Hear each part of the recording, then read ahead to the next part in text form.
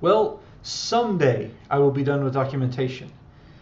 Oh, as soon as I stop uncovering interesting things as I think through. Almost done, very close. At the very, very, very, very bottom, we have copy, clone, and merge. So what I discovered is, so in a commit, I had this previous, which points to the previous commit, and I was originally going to make that optional. And then what I realized is you cannot just apply any commit to the graph, any arbitrary commit, and guarantee undoability, because the previous state has to be stored. And right now the previous state is stored on the commit itself. So what that means is that if you apply a commit that is purely a diff, but you don't have the undo part of that diff, you can't undo it. And I found some very interesting situations you could get yourself in with you create a node, and then you create an edge and update the node, and then later on you remove this other node, which removes this, or remove this edge, then remove this node, and then if you want to add this edge, the node that you would have added to was in your graph, but is no longer in your graph, which means if you want to undo that delete, the node it points to is not there. Essentially, the biggest problem is that edges would have to contain both of their nodes. They can't be treated as an individual entity and be able to do undo and redo anywhere. So it's not like it's like keeping a line in a file rather than the entire file. So there are ways around that, but then the problem becomes if I want to grab a small chunk of a graph, like a subgraph, and be able to modify it and be able to share the commits back,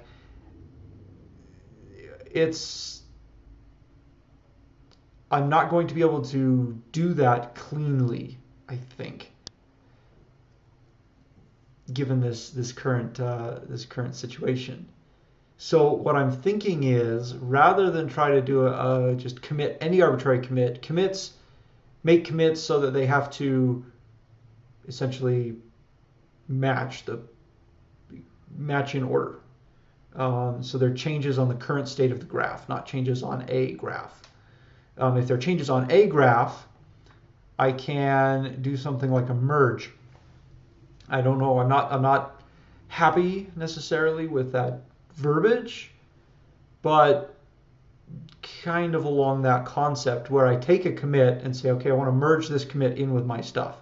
And what it will do is it will rewrite, it'll look at what that commit wants to do, take those actions and create a new commit that can be applied that maintains your history. So you'll probably have a new ID. I'm thinking if I do that, that will solve the problem. And then it can alert to things like, well, you're trying to delete this node where it still has edges. You may not actually want to delete.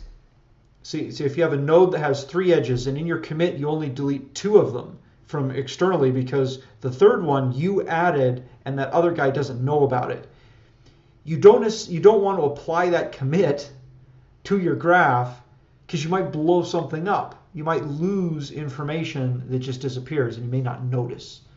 So rather than silently clobber things, it should squawk. So in that, you try to merge that and it'd say, oh dear, you're trying to delete a node and it still has remaining edges. What would you like to do? And then you can say, well, I want to. You can take this commit and you can modify it. You can fix that commit. I don't know what that intermediate commit state looks like yet, but that should address the issue there. Also did a lot with log. There's undo. Undo was very straightforward as long as I can guarantee that commits can be undone based off of the state of the last commit. So you have a commit chain.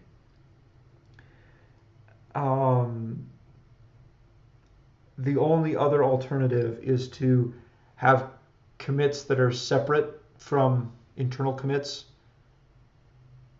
So I have changes to the graph, but I can't really share those because they're not commits. But I can for my own graph, but I can't. It creates this state where you have commits and then like patches floating around, and it's just like, not sure. I'm not really sure if I want to do that. So again, I got far enough to where I'm seeing this. I'm going, okay, I need to just let this sit for a little bit in my brain and make sure that when I do it, it's okay. Renamed info to status, or status to info, and created a status. Yeah, info is the version, last commit ID and graph is clean. Status is it returns a commit that represents the changes that would be. So it's like, here's what a commit would look like. Here's what you changed. There's undo. So, which also goes back to how I think people are going to use this. They're obviously going to version their own repository, but they want to share information. And I think the best way to share information is be able to take any commit that's applied, say, hey, I want that, and then say, okay, well, can I merge it into your graph? If you can, great. If you can't, I need to change it so that you can. In a deterministic way, of course. So working on that, I'm also working on this copy versus clone. What was clone created a giant new commit that lost all the history, which is not a clone. A clone is you want all the commits.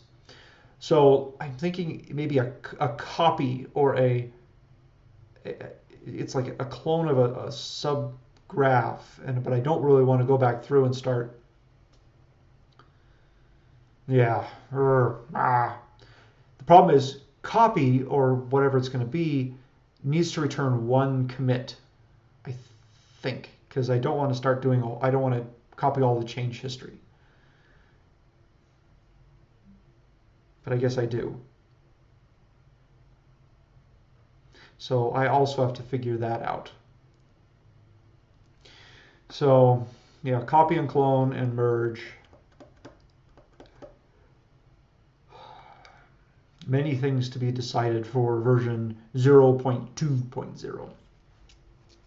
But I started on the refactor for the Java API and started working on the interfaces. So it'll be fairly trivial to split out. So I have the vgraph API, and vgraph is just going to be a lot of refactoring in terms of bringing vgraph up to spec to version 2 or 0.2. So